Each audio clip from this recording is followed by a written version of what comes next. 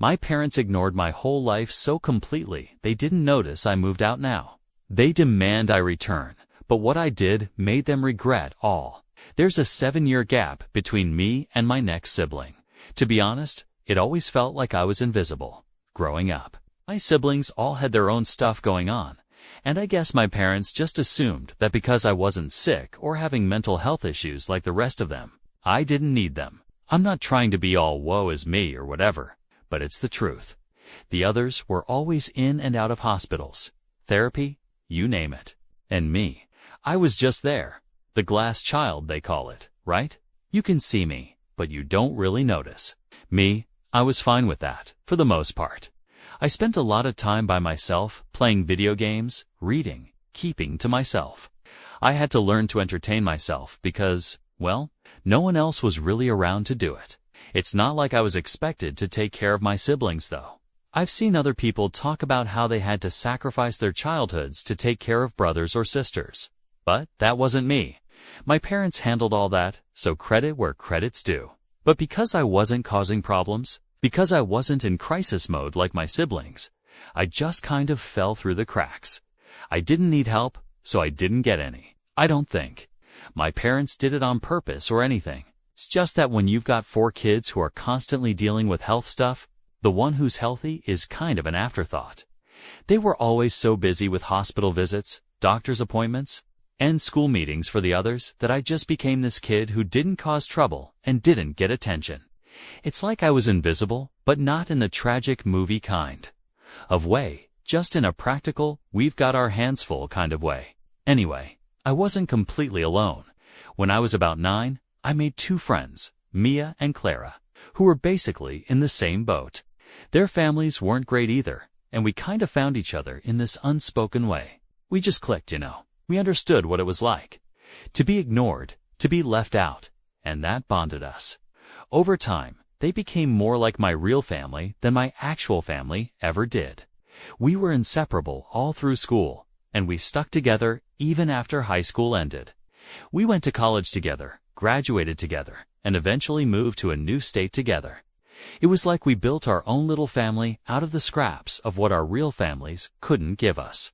As for my parents, we didn't talk much once I left home. I guess that was to be expected, since we never really talked when I was still living there either. My mom would text me now and then, mostly small talk stuff like how's school or what are you doing for work, that kind of thing. Our relationship was super surface level, but honestly, that was an improvement from my teenage years. Back in high school, we barely spoke at all. So yeah, I didn't expect much from them.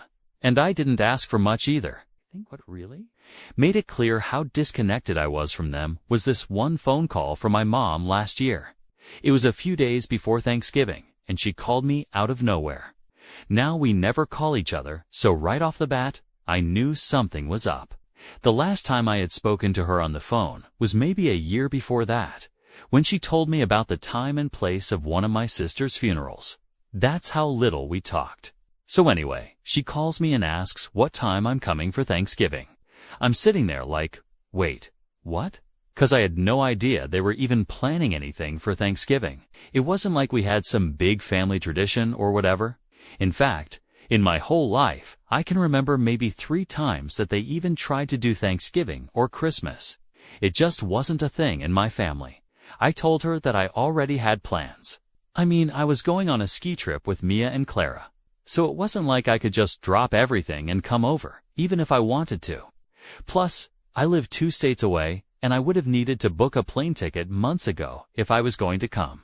But she acted like I was just being difficult, and then started guilt-tripping me, saying she was going to be all alone because my dad was going to spend the day visiting my brother in the facility he's in. He's like a 2-hour drive from them, so apparently my dad was going to be gone most of the day. I get it. I really do. But she gave me 3 days' notice. 3 days.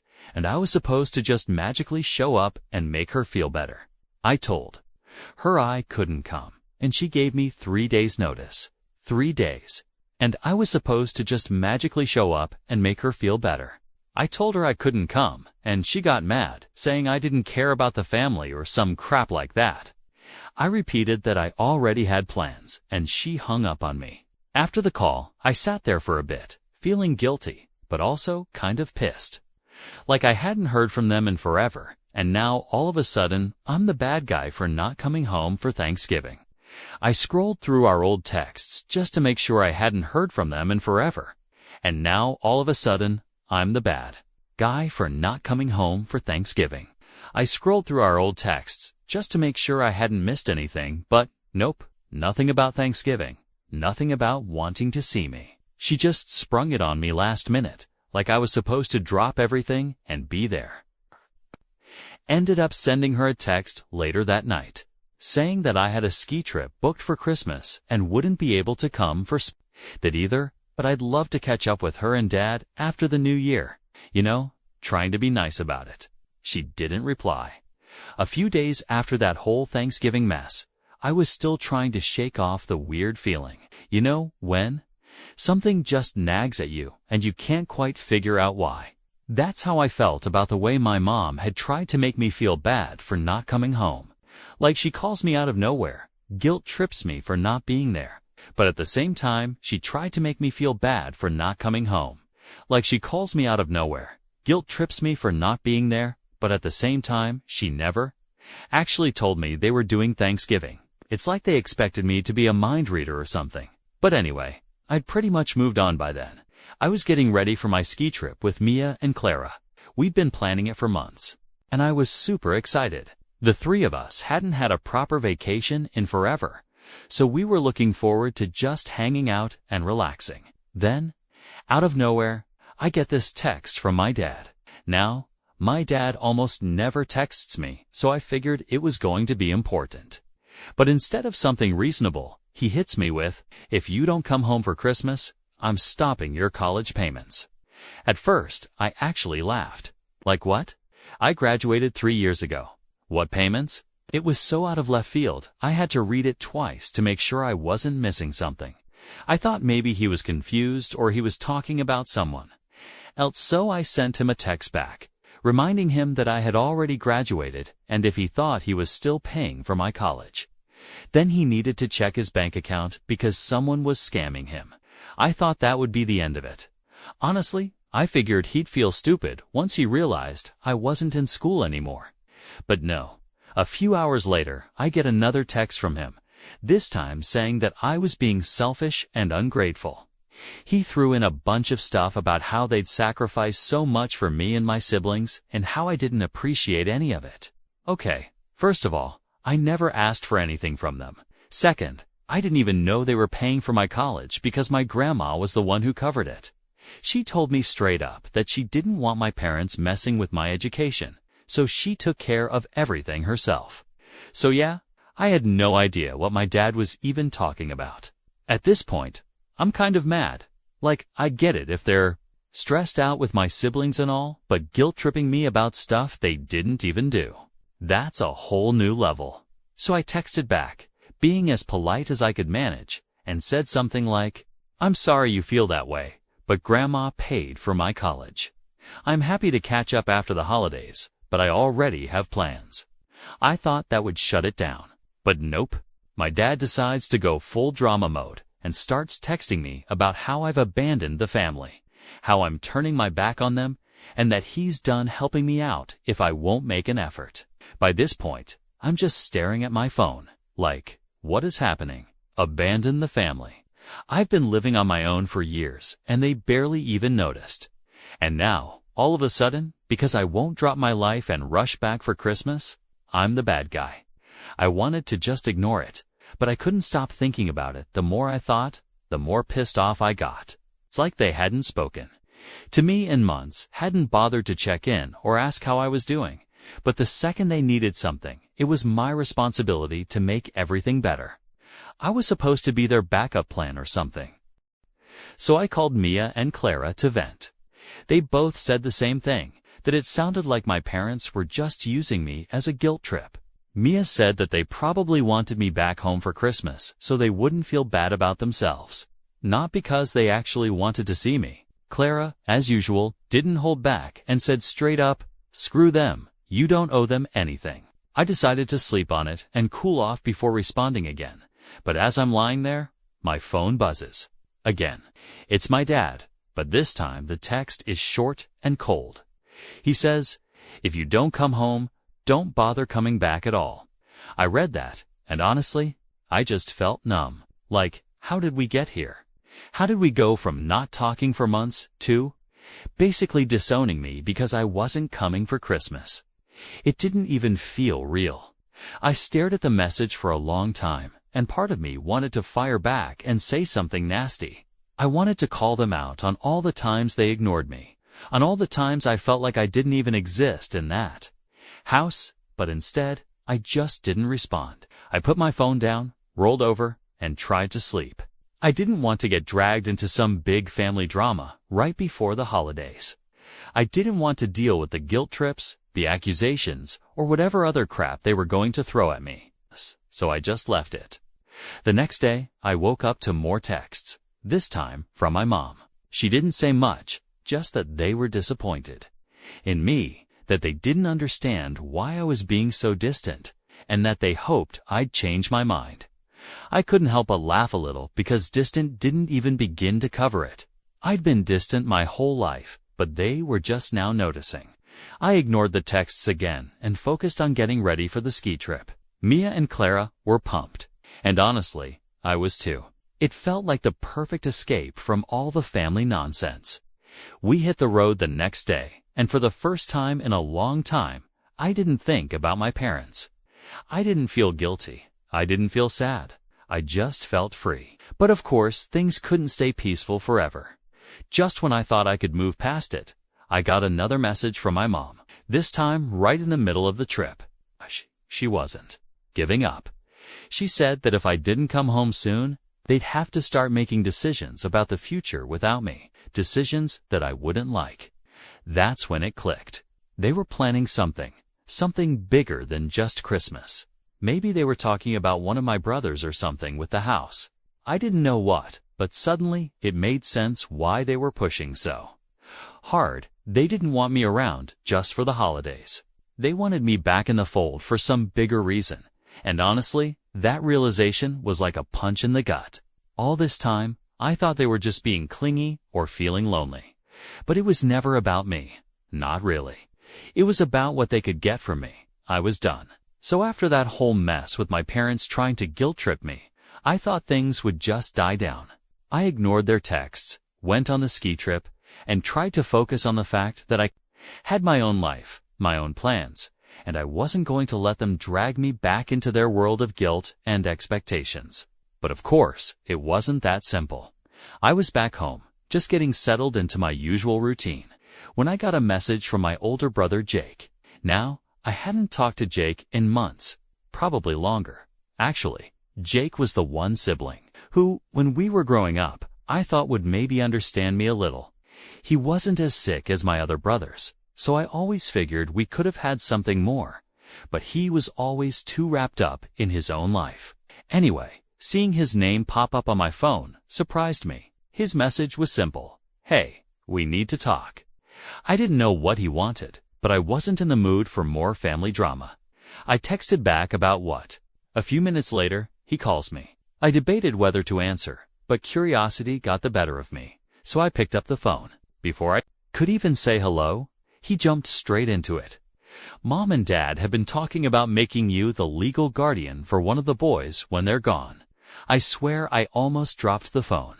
My heart was racing, and I just sat there, stunned, for a few seconds. Was this some kind of joke? Like, after all these years of barely being in my life, now they're just going to dump this responsibility on me? "What the hell are you talking about?" I finally managed to ask. Jake sighed, like I'm the one being unreasonable. "You know how things are with Mom and Dad. I've got a lot on their plate with the other boys, and they're not going to be around forever. They need to know someone's going to step up and take care of things when they're gone." I could feel my blood boiling.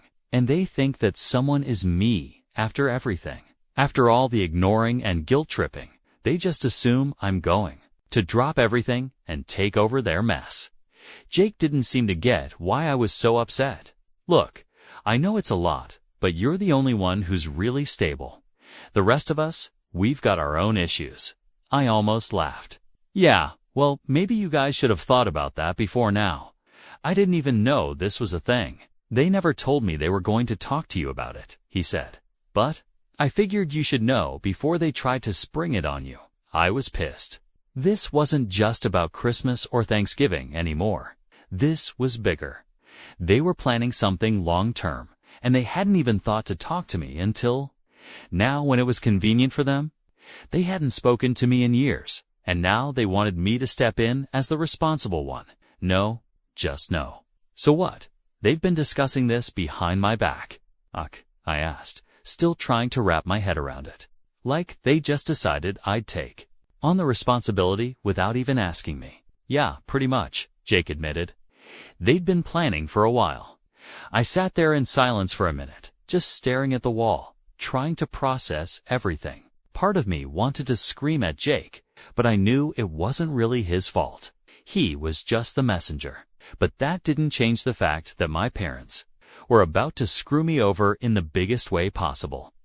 They weren't just asking for a favor. They were asking me to dedicate the rest of my life to cleaning up after them. I was done being invisible, but I sure as hell wasn't going to become their backup plan now. So what am I supposed to do? I asked, feeling more defeated than anything.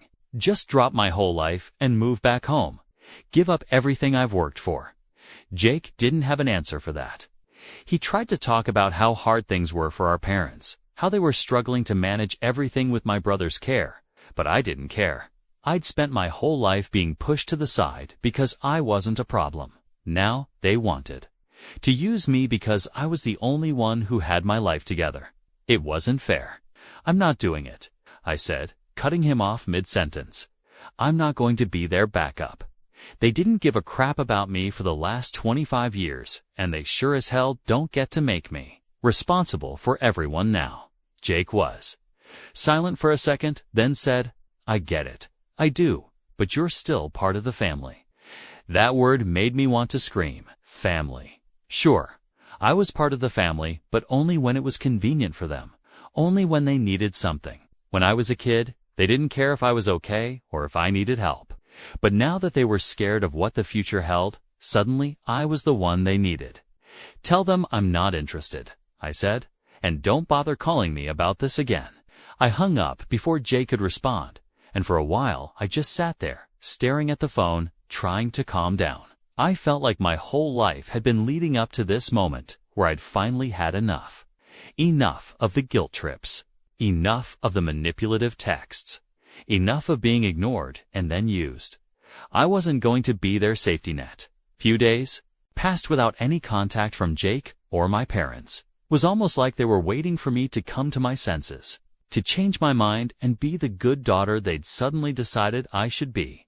But I wasn't about to budge. I wasn't going to let them dump their problems on me just because I was the only one left standing. Then a letter came in the mail. It was from my mom. She hadn't even called. She just sent a letter, like we were living in the 1800s or something. The letter was long and rambling, filled with the same guilt-tripping crap I'd heard before. She went on about how much they needed me, how hard things were for them, and how they didn't know what they were going to do if I didn't help. But what really pissed me off was the last part. My mom wrote, "We're not asking for much, Olivia. We just need to know that when we're gone, someone will step up for the family." That's when I realized what this was really about. They didn't care about me. They just cared about making sure their mess was cleaned up after they were gone. They didn't want me back in their lives because they missed me or loved me. They wanted me because I was convenient, because I was the only one who hadn't fallen apart. I crumpled up the letter and threw it in the trash. I was done. After that letter from my mom, I thought I had reached my limit. I mean, what else could they throw at me that I hadn't already seen? I was already done with their guilt trips, their manipulations. They're trying to make me responsible for their mess. But of course, I was wrong. It wasn't over. Not even close. A week or two after I trashed the letter, I got another call, this time from a number I didn't recognize. I almost didn't pick up, but something in me was curious. Maybe it was Jake again. Or maybe it was one of my parents trying a different number since I'd been ignoring theirs. Either way, I picked up. "Hey Olivia, it's Sarah. Now Sarah is one of my sisters. We were never really close. I mean, she was always dealing with her own stuff. Hospitals, therapists, all of it. I felt bad for her growing up, sure, but I didn't really know her. We were basically strangers, living under the same roof. So hearing from her now, after everything, felt weird. Hey, I said, not sure where this was going. Look, she started. I know things have been kinda rough between you and Mom and Dad, but I really need you to listen to what I'm going to say. I could already feel my stomach sinking. Here it comes, I thought. More guilt. More trying to drag me back in. What is it? I asked, trying to sound neutral, but already bracing myself for whatever crap was coming. She took a deep breath and then said, they're not doing well. Like, really not doing well. Dad's health is going downhill fast, and they're freaking out because no one's stepping up to help with the boys. They're scared, Olivia. They don't know what to do. I didn't say anything for a second. It wasn't that I didn't care. I didn't say anything for a second. It wasn't that I didn't care. I did. I didn't want to see anyone suffer, not even my parents. But after everything, after years of them not giving a crap about me, I couldn't just rush in and fix things for them. I wasn't their Band-Aid. Sorry to hear that. I said carefully, but I can't just drop everything. I have a life too, Sarah. She sighed, and I could tell she was frustrated. I get that, but you're the only one who's in a position to help. Jake's barely holding it together, and you know what's going on with me and the others. There's no one else, Olivia. They're desperate. Desperate because they ignored this for years. I shot back, feeling the anger bubble up again.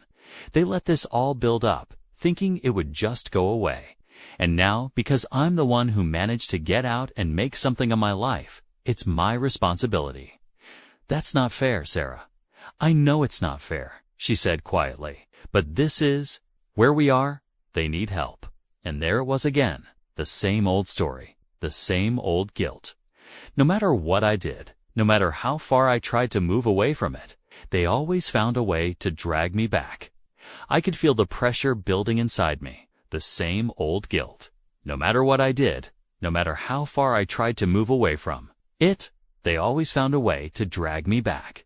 I could feel the pressure building inside me, the frustration and resentment that had been simmering for years, now coming to a boil.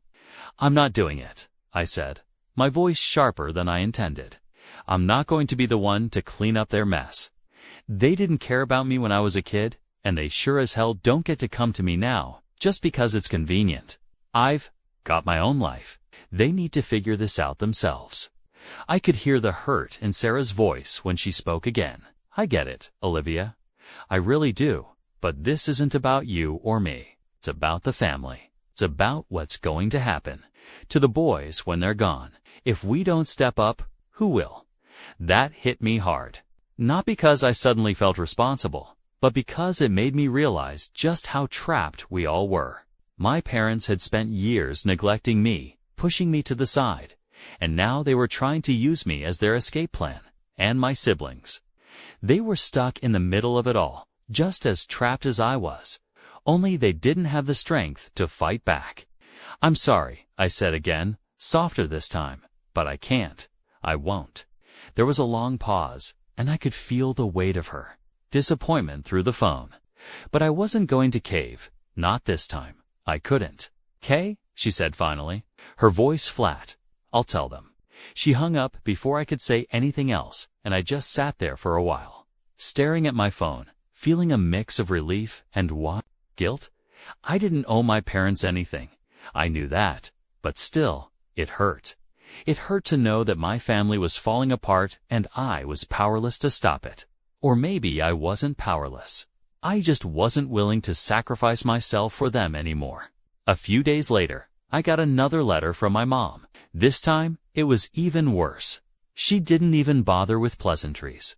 She went straight for the guilt trip. She wrote about how disappointed she was in me, how I was letting the family down, how she couldn't believe I would turn my back on them and their time of need. She threw in a bunch of stuff about how hard it was for her and my dad, how they'd sacrificed so much for us, and how she didn't know what she'd done to deserve a daughter who was so selfish. It was brutal, and for a second, it worked. I felt that old, familiar sting of guilt. The same guilt I'd felt my whole life growing up. But then I remembered all the years I'd spent being invisible. All the times they'd forgotten about me. All the moments I needed them and they weren't there. And I realized that this wasn't about them needing help. This was about control. This was about them trying to pull me back into their web, to make me feel like I owed them something. But I didn't owe them anything. Not anymore. I crumpled up the letter and tossed it in the trash, just like the last one. I was done. I was done being their pawn. I was done letting them manipulate me. I had my own life now, and I wasn't going to let them take that away from me. The next day, I blocked their numbers. I blocked Jake, too, just to be safe. It wasn't an easy decision, but it was the only one that felt right. I couldn't keep letting them drag me down, keep making me feel like I was responsible for their problems. They made their choices, and now they had to live with them. For the first time in a long time, I felt free. Blocking their numbers felt like a relief, like this heavy weight had been lifted off my shoulders. For the first time in, well, ever, I had control over the situation. I wasn't sitting there waiting for another guilt-tripping message from my mom or a surprise call from Jake. It was quiet, peaceful, but of course, that didn't last. About 2 weeks after I blocked them, I got a knock on my door. I wasn't expecting anyone, and honestly, I thought it might be a delivery or something. But when I opened the door, there she was, my mom, standing right there on my doorstep like she had every right to be there. I don't know how she found me. I hadn't exactly been hiding, but I didn't think she'd just show up at my place. She looked different, older, I guess, or maybe it was just the stress. But either way, I could see that things hadn't been easy for her. But I didn't feel sorry for her. Not anymore. "What are you doing here?" I asked, keeping my voice as calm as I could. She didn't answer right away. She just stood there, looking at me like she didn't recognize me.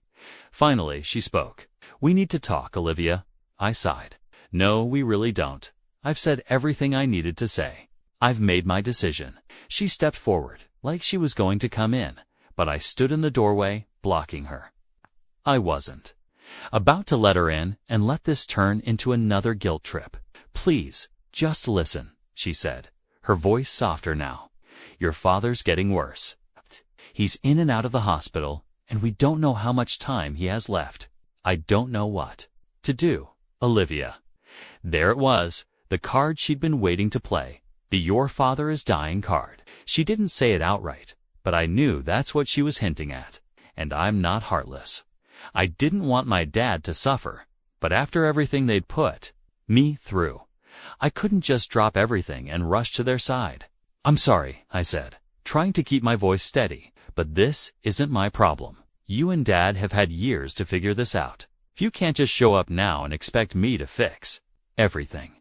She looked at me like I'd slapped her. "I'm not asking you to fix anything.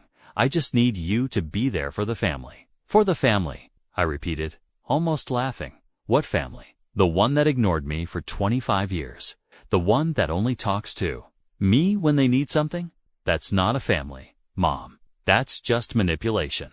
Her eyes widened, and for a second I thought maybe she was going to argue with me. But instead, she just started crying, right there on my doorstep. She broke down, in tears, and I didn't know what to do. I wasn't going to invite her in, but I couldn't just stand there and watch her cry either. "Look," I said, my voice softer now, "just stand there and watch her cry either." "Look," I said, my voice softer now, "I get that this is hard for you. I really do.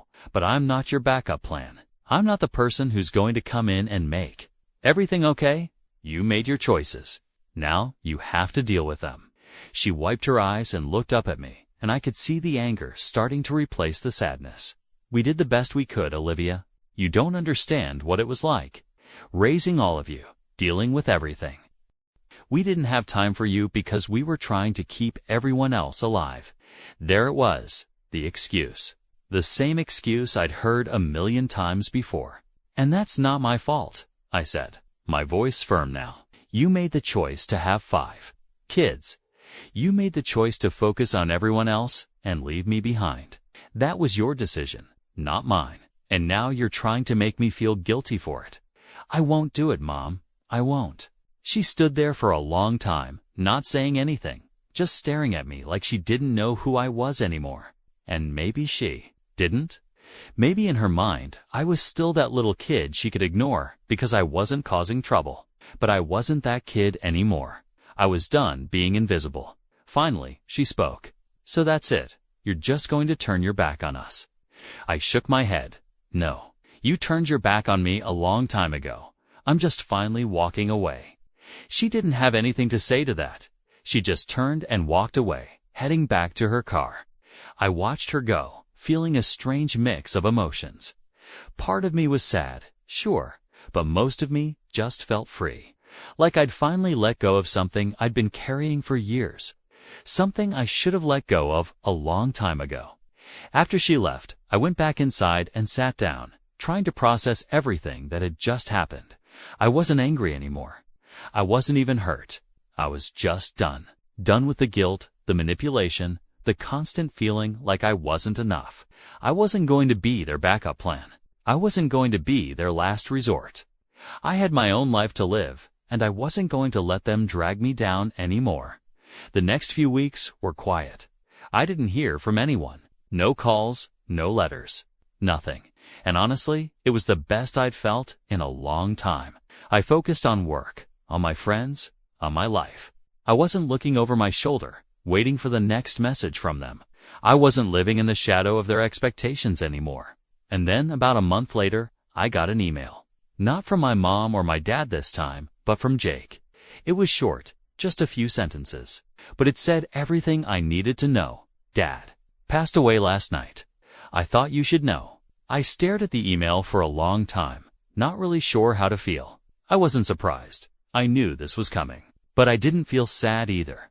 I didn't feel much of anything, honestly. I thought about responding. I thought about calling Jake, asking how he was holding up, maybe even offering my condolences. But then I realized that this was just another step in the same cycle. Another chance for them to pull me back in, and I wasn't going to fall for it this time. I closed the email without replying and went on with my day. I wasn't part of their world anymore, and I was finally okay with that.